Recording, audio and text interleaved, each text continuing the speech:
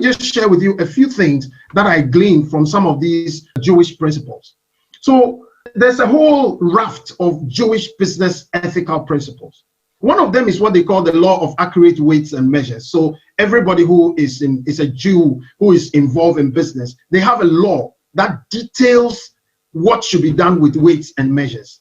So like if you have a weighing scale in your business, or you use something that is used to measure how you package and all of that, there is an elaborate set of rules about that. In fact, they have market inspectors who go around inspecting weights periodically to make sure that these weights are accurate. The other one is the law of what they call Una'at Mammon, or monetary deception. So there is a rule about not deceiving people around money. The third one is also around money, and it talks about verbal deception. So you go into a place, you give somebody one impression instead of the other, you know. And then there is that part which has got to do with the fourth one, is what they call stealing a person's mind. And when they talk about stealing a person's mind, it has relationship with both copyrights and also about how we package things in such a way that we deceive people. So we make false statements about a product, which is actually not true. And then they have a law which they call the law of putting a stumbling block before the blind. And this law of putting the stumbling block before the blind is about somebody who has less information, and you deceive them based on the information you have to get into a business contract or buy something that they are not supposed to buy. Or you make somebody believe that they actually need something when they don't need it. Aren't all of these the problems we're having in business today? But there is an elaborate set of rules. So when I ask the question, is faith a bane or a contributor to business? Is it something that holds the solution, or it's actually a bane of enterprise? It is a real question that we have to confront. Now, if faith has all of these elaborate rules and all of these, and when you go into Islam, there is a similar array of rules around business. I'm sure many of you know about, even to the level where there are investments that Islamic people will not invest in. Muslims will not invest in certain kinds of things, because these investments, right to the level of global markets, have to be Sharia compliant. The way they take mortgages, the way they put money in the bank, the way interest is paid on this. Now, I think when it comes to how we have mainstreaming of fundamental religious belief about enterprise and about money and about business, Islam is probably the most successful in mainstreaming the laws around Islam. So today, you go to many places in the West and people are offering Islamic financial products. It's been mainstreamed. But the principles that are around faith in many religions have not found itself into the mainstream practice of business. And let me just share with you a couple of challenges that I find. The first one is because we leave faith at the door, or we just keep it as a ritual. So there are a lot of people who go into business or go into work, and they put a solid line, a Chinese wall between their faith and their work, or their faith and their business. The second one, which I referred to earlier, is the faith and work paradox. So people go to church, they hear a message about faith and what needs to do, and the story ends there. Now, taking that faith now and beginning to put it to work in the form of going out there, starting a business, and trusting the Almighty to help you be successful whilst you're working at it, facing challenges, doing it, building that experience which you never get until you have experienced it. The faith just stops in the church. They hear the message on a Sunday, they go out, they go into business, and it's a totally different set of rules that they are playing by. The third one is the subject of prosperity and capital distribution. I spoke about capital distribution to the various forms of capital. So I just talk about the dilemma of prosperity. So especially in churches today, certain churches today, you hear a lot of talk about prosperity.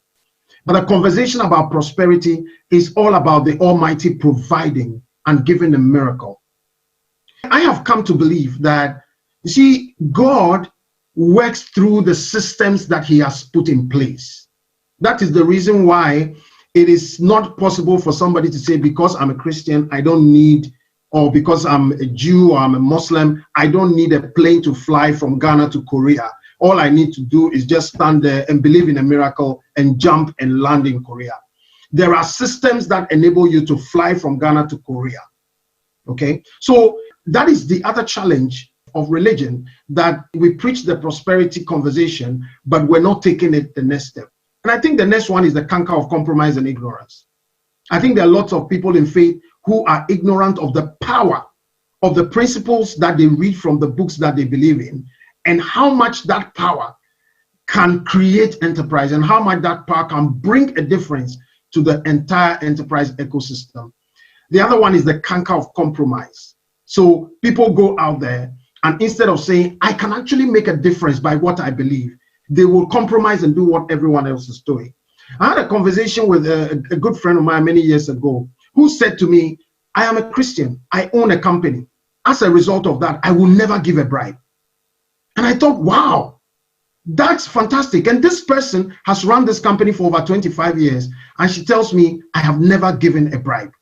If the business, you will not give me the business, I will not pay you a bribe to give me the business. I am the best, and you're going to need me, so you will come to me for this type of business.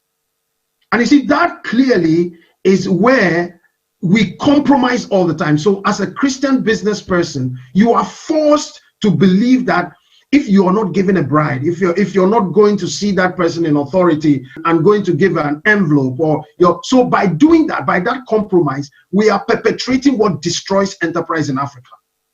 All of the countries that have succeeded in growing enterprise have done so on the back of clean business that competes on capability and ability rather than people paying things. Because you see, when people pay to get business, they do a shoddy job.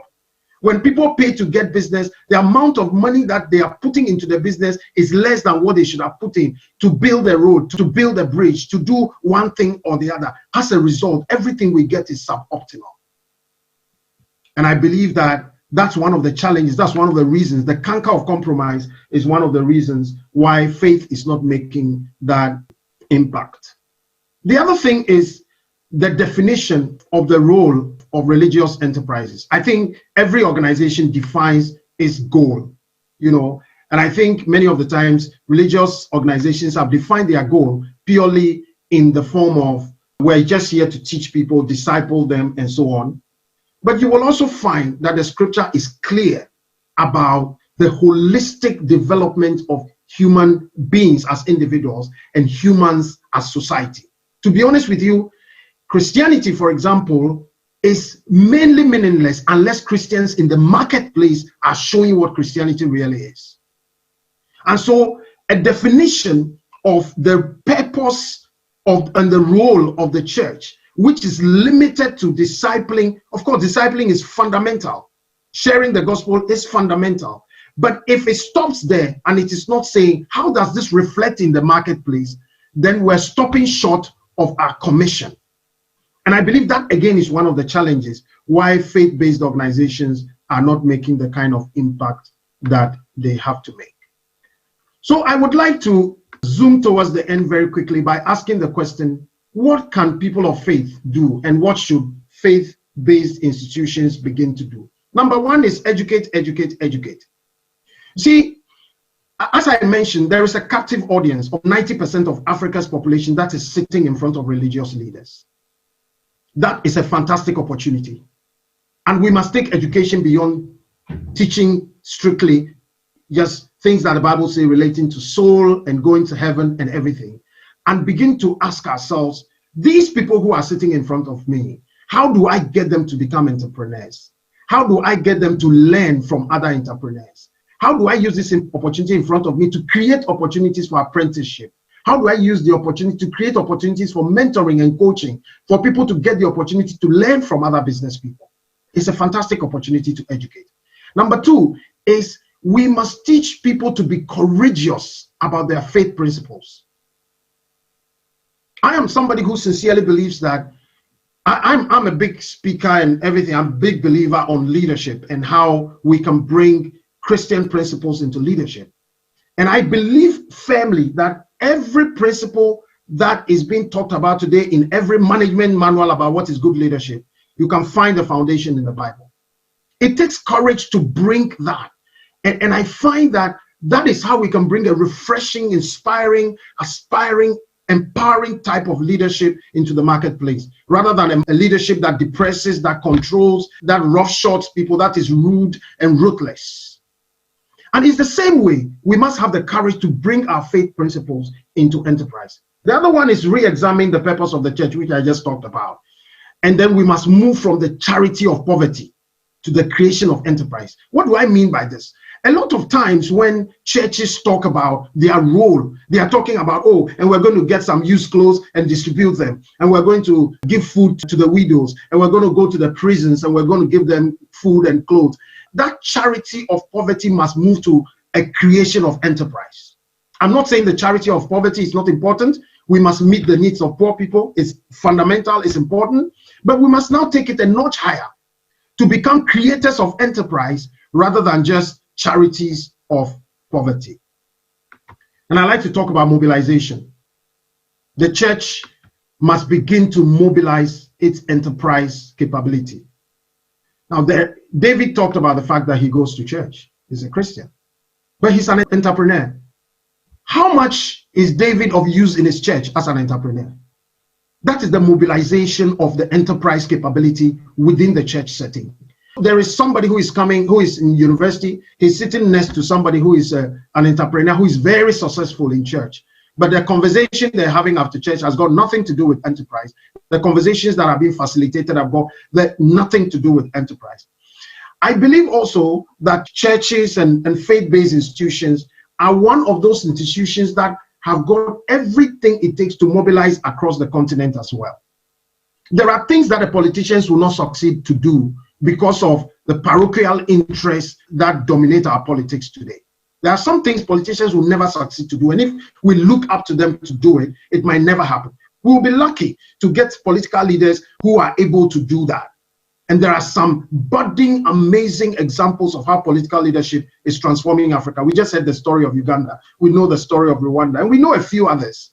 And we must begin to see that happen more and more. However, there are certain types of things we cannot continue to look up to governments to do. Churches must engage that inter-Africa conversation around enterprise to say, how do we raise an enterprise model across Africa that is different from the rest of the world, that is based on faith principles? And I call the church, and I call the mosque, and I call the synagogue, that this is something that we must begin to do. And finally, I know also that churches are involved a lot in education. There are churches that have universities, churches that have high schools, churches that have basic schools. And I think the education to create entrepreneurs must begin from there. Last week, I was watching the graduation of the African Leadership University, and something struck me. A lot of the young people who are coming out from that university are actually thinking of starting their own businesses. I happen to know one of the kids that was graduating from that university, and he's already developed an app for financial services, even at the time he's in school. And the reason they are producing those kinds of children or young people is because the conversation is happening to the educational system. And churches have made a big contribution to education in Africa, everywhere. At least, definitely in my country, Ghana, the foundations of education started in the church. And so the question is, how do we create an educational system that ends people in enterprise rather than ends people who are 100% all looking for jobs? And I think, again, that is where I believe the church can come into this conversation. So let me just conclude very quickly and close this. Africa has a promise. The potential of African enterprise is on the rise, contrary to what everybody tells us. Everybody paints the picture of gloom and doom, but I can tell you African enterprise is on the rise. There are budding political examples of a culture of national enterprise. I've made reference to some of them, and that's another story. We've already talked about the youngest, well-educated and healthy population with a growing trajectory that the rest of the world can only envy. That makes us the biggest retail market in the world, or one of the biggest retail markets in the world. Everybody who is producing something in the world is targeting a retail market. How do we, or one of the biggest retail markets in the world, transform ourselves from a place that only receives supplies from other people to a place that begins to meet the needs of our own populations and begin to take them away? We have a growing drive of trade and industry, and this is being driven by the private sector in a lot of places. So I'm ending on this positive note to say Africa has got promise. Africa is not just God promised, but Africa is on the move. We've got to fix things. We've got to fix the broken religious conversation. We've got to fix the broken political system that's really, really destroying some of our countries. My heart breaks, sometimes when I hear some of the political conversations that happen in some of our countries. And the political conversation within is what is creating the narrative for people to take onto the international media. The political conversation within is a conversation that is totally oblivious of any good that happens for as long as it's not within the party of the person who is speaking. Every party must totally paint the other party black so that they can come to power. And when they come to power, the other party does exactly the same. The national narrative is negative, is grim, is dark, it's not positive, it's destroying the mindset of our young people. All of these things must begin to see change. But the point that I'm here to make is that the church has an important role because it holds 90% of the captive audience of Africa. And that captive audience cannot be for nothing. Thank you very much. So we pick travelers. Our typical customers are people flying in and out of the country. So we pick those from the airport to wherever they're going and back. And we do this through a network of driver partners for whom we give regular business and improve livelihoods. They can book through WhatsApp, they can call us, they can email us. We just try to make it as simple and convenient, as seamless as possible for our customers. I first met UMB when I was at the crossroads of my business. I had a serious problem, and UMB has made it possible for me to still stand today. How did they do this? They did not work and put me in a box.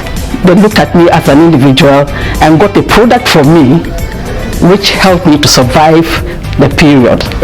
Banks should look at it and see how they can also go that way to be able to meet individual customers, tailor products to suit the individual customers, and not to just box everybody together.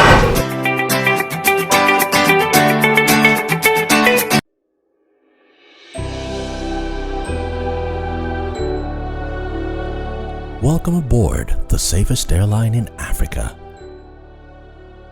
With industry-leading safety measures to protect your well-being. The first in Africa to earn a diamond standard of safety. Offering a more contactless, safe, and seamless experience. Delivered with a smile by Africa's first fully vaccinated crew. Creating special memories that bring the joy back to flying, so you can continue making memories with your loved ones. Book your flight with Rwandair today. Rwandair, the safest airline in Africa. Rwandair, fly the dream of Africa.